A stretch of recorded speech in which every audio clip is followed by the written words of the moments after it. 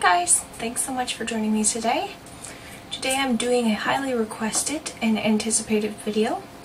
This video is about opening the third eye as far as spiritualism goes. Now, I'm going to tell you guys right off the bat, the only thing I can tell you today in this video is based on my beliefs. I can't tell you facts. I can't tell you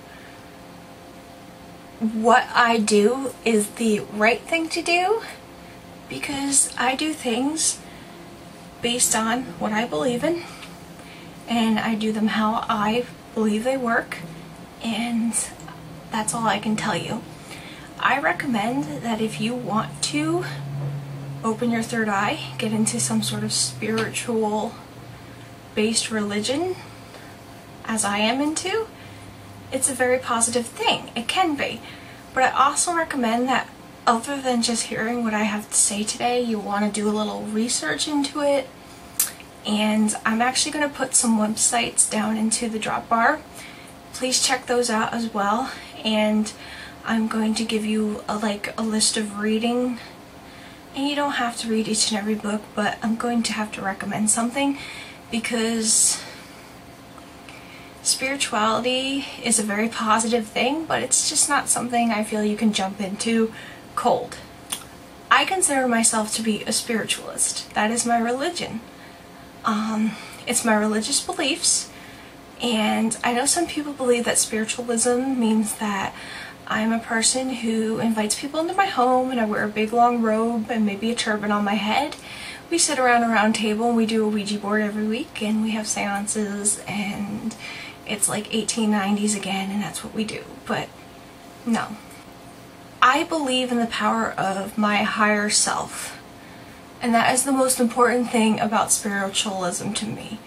Now, you might be asking, what is your higher self? Well, my higher self is my spirit, and I believe we all have one.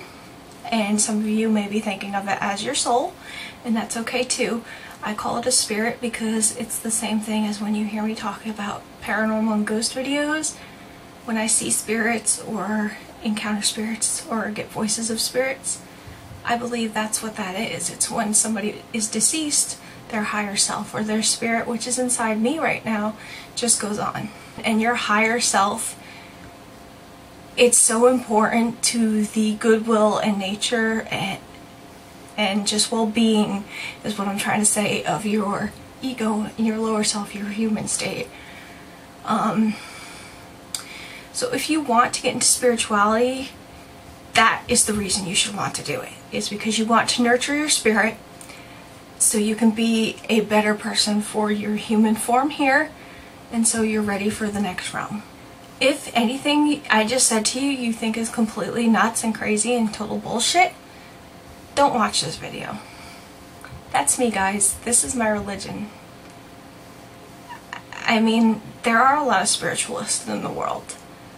You know, I know there's a lot more Muslims and Christians and Jews and, you know, whatever, but there are spiritualists here, and this is what, at least to me, that's what it means to me. As far as psychic powers go, spiritualists very big into believing in psychic powers and that we have special gifts, and I believe that wholeheartedly. But to charge people money for that gift is total exploitation. I don't like that.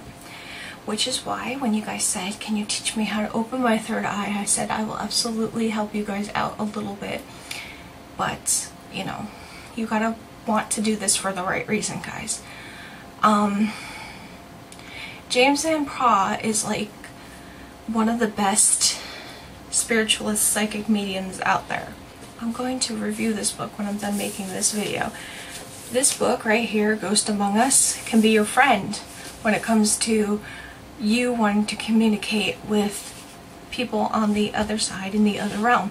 And he writes a lot about what ghosts are in here, how to communicate with them, how he communicates with him, his experience becoming a medium. You know, he was born gifted. But he also writes in here, if you want to do this, you really, really need to do it for the right reason. James Van Praagh has a chapter in here about ghost hunting, and it's probably one of the best written ever ghost hunting guides I ever read. First thing, before he even gets into what you need to bring, what you need to say, what you need to do, he asks you, why do you want to do this? And that's what I'm asking you guys now. Why do you want to open your third eyes? And you guys have to think about that, because you have to want to do it for the right reason. The people who've asked me on YouTube to show them how, if I didn't trust you guys to want to do this for the right reason, I wouldn't be sitting here in front of the camera talking to myself right now. So I know you guys have good intentions. I know you guys don't want to do it just to say at a party, hey, I see a ghost over there, aren't I awesome? But you're not the only people who are going to be watching this video. If you have good intentions as to why you want to contact the spirit world, any intentions other than you want to do it as a joke game because you think it's awesome, if you want to do it to help people who may be stuck in between their realms, if you want to help people who have lost loved ones and just need closure, if you feel that you were given a gift and you have no idea how to go about working on it, you should be good. But please, do not go into this because you want something cool to do. It's a very serious thing. Now, I'll share with you what I do. It took me about 6 months of thinking and going on and off and back and forth of whether I really wanted to become a spiritualist. When I decided I wanted to be a spiritualist, I just worked on basic meditation, how to draw myself out from what's going on around me and to completely shut off from everything around me. Basic meditation can be very difficult for people who do not have an easy time closing things off. I do not have an easy time closing things off. I am what you call an HSP, highly sensitive person. HSPs are not a paranormal people. They are not paranormal phenomenons. HSPs are actually a psychological term that was coined by a psychiatrist. So what I am is I'm very sensitive to light, I'm very sensitive to sound, I hear everything. So if there's like a TV on, my husband's talking, my son's off playing, I'll hear all the sounds and I will just be like, shut up, I can't take the sounds anymore. But that's just because I'm so sensitive to sound that that's how it works. But through meditation and learning to be able to focus, I have actually learned to just concentrate on what I'm doing. First and foremost, you want to be able to learn how to draw yourself out and away from everything around you. Okay, and how you do that, how I do that, is I just concentrate straight ahead, try to focus your eyes ahead, and look right here. I'm not saying, try to cross your eyes and look at your eye, in between your eyebrows. I have a question for you guys. Think about when you daydream. When you daydream, do you see your daydream straight in front of you, like on the wall, or is your daydream right here? If you answered in front of you on the wall, that's okay, but you're going to have a lot more work to do than people who've answered right here. Because if you've answered right here, I'm going to tell you, you're extremely gifted, and you already know where your third eye is. Your third eye is right here, and you already know how to see out of it. Okay? So, close your eyes when you want to meditate, and just imagine in your third eye where you see your daydreams. A nice indigo, dark purple blue light. Very nice. And just concentrate on that, and concentrate on nothing else. No sounds.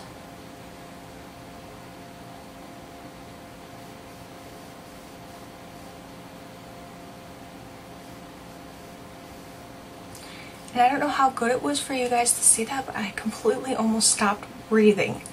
Okay, and that's all I do. While I'm concentrating on that indigo light, little by little, as I do that more, I will have things come to me. Pictures, sounds, smells, people, whatever. And I'll get clues of things. I'll give you an example. The first time I ever meditated, I was in bed because honestly they say that you should meditate so your spine's straight and you're straight up in a chair like this, but you guys know I can't do that. Because if I sit like this for more than probably 3 minutes, I'm like, I can't move, my spine is on fire because of my injury. So I was in bed, it was late at night, it was dark. Closed my eyes, started concentrating on that. Probably 2 minutes into the meditation, I saw just the most amazing thing. It was a red background with a yellow circle, and in the middle of that was the goddess Shiva. At the time, I was so scared that my eyes were open and I was out of the meditation, completely out of it. I had no idea what that meant. Why the hell would I be seeing Shiva? I mean, I know who Shiva is, just from general knowledge, but I did not think of her when I went into meditation. I did not associate Shiva with spirituality, okay? Or spiritualism. Come to find out, when I poked around and I maybe went to a board kind of, what am I trying to say, a forum for spiritualism and meditation, what I saw was me getting my gift of my third eye. My second sight, my mind's eye opening. Shiva, or Shiva, whatever you want to call her, is the one who gives you that gift. That was very weird, guys. Okay, I'm telling you, it was phenomenally weird. I just to think about it right now, it's like, whoa. It was very odd, and I'm not guaranteeing that's going to happen for you guys, so I can't promise you that, but what I'm telling you is when you're doing that, indigo light, concentrate on the color indigo when you're looking up in here and nothing else. Do not think about Shiva because I said that to you. That's it. And see what comes to you and let me know, because that's all I can tell you. Just make sure you're where it's completely quiet, completely still, and preferably dark. And do it where you are the happiest and the quietest, and just where it's nice and calm for you, because meditation can be very hard to slip into. Once you know how to do it, you should be able to do it anywhere. Right now, I'm able to look through my third eye and completely focus and pull myself out of this realm and into the third eye realm anytime. Like, I could do it right now if I wanted to. And it's very weird.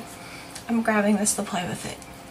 As far as what you're going to see when you start opening the third eye, I can only tell you what I saw when I started opening mine. At first, I started to see orbs. Now, I told you guys a little bit about that in one of my videos I did that led to you guys wanting me to do this video. So, the orbs that I saw were very odd. The first time I saw one was down in my basement, and I was actually taking laundry out of the dryer and folding it. And just right past my vision, it went like this. And of course I followed it, and I'm like, and it disappeared. It was like somebody blew a soap bubble, but it glowed pink, and it was a light. I mean, it was like it was lit up, and it just floated past my vision, and I watched it, and it disappeared, and I was like, wow, that was an orb, because I realized what it was. I didn't know exactly what the symbolism of the color of the orb meant at the time. Now I know what pink means, unconditional love, so I'm assuming that was probably a deceased relative of mine. But that was the first thing that I really saw when I started to open the third eye, and that was pretty cool, but a little scary at the same time. It was very weird. Then I saw it, like I said, my husband and I was sitting on the couch. We were either eating dinner, because sometimes when, you know, the whole family's not here, like my son's at his dad's, my husband and I will sit at the coffee table and we'll eat dinner while we watch TV. And we were just watching TV. I know that's what we were doing. And it floated right past the TV. It was the same kind of orb, looked like a soap bubble, but it was glowing pink. And it floated right past the TV, and it was going towards the front door, and I'm looking. And I say to my husband, I'm like, don't you see that? He's like, I don't see anything. What are you seeing? And I'm like, look, it's a glowing pink thing. And he's like, he's like, he thinks I'm like losing it by then. But part of him knows that, like, because I have been able to tell him things that I shouldn't know, and I don't know how far I want to get into that in this video because it might be a sensitive subject for him, so I need to ask his permission before I can tell you guys the stories. But he knows I have a gift, and he knows that like there's something going on when that happens, so I think he gets a little nervous and he's like, what's here? But those were the first two things I saw. And then, as I told you in that video, I was making dinner, I was draining the hot dogs, and I looked up in the window and I saw a little girl standing at my fence, and she waved at me. And then I saw the thing that made me completely stop the meditation. And I'll tell you guys about it now. And it's very scary. It was... I don't even like thinking about this freaking thing, okay? And I have no explanation for it. I can't tell you what it was, but it was out the same exact window that I saw the little girl, and it was kind of walking down the street, I guess is the only way I can describe it. But the thing about this thing was that it was so big that it actually, I could see it as soon as it walked past our shed. I could still see its shoulder and its head walking past the shed, and it was kind of in a pattern like this, like it was floating, and it was gray, and it had like wispy things off of it. So it was either very, very tall or it was floating completely off the ground. It scared the living shit out of me. And I was ready to call the insane asylum that day because I was scared shitless and I was thinking, I'm losing my fucking mind. That I honestly felt I was a little threatened by because it just did not seem nice. I don't know any other way to describe it except it was a very tall, wispy gray thing walking past my shed, and it should not have been, I should not have been able to see it once it got past the shed.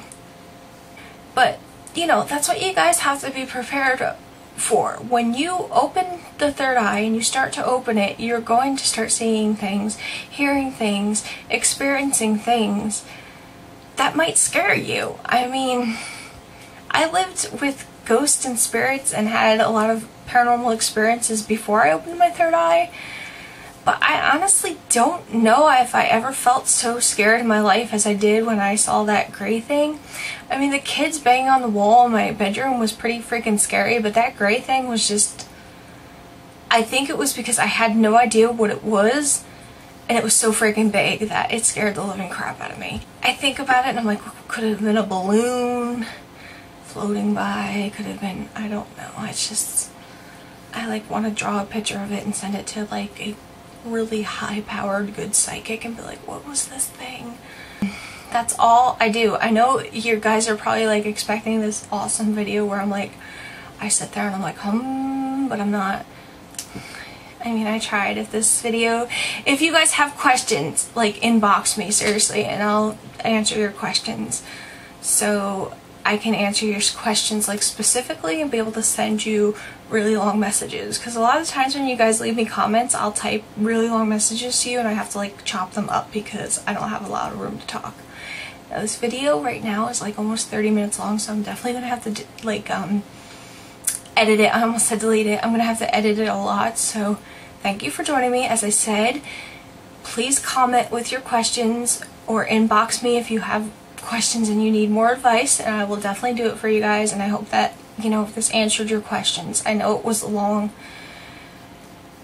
video and it's very hard to explain this to you guys. I think it's a very personal thing, but I believe in you guys, and I believe a lot of you who watch my videos have gifts and you can do this. So thanks again. Bye.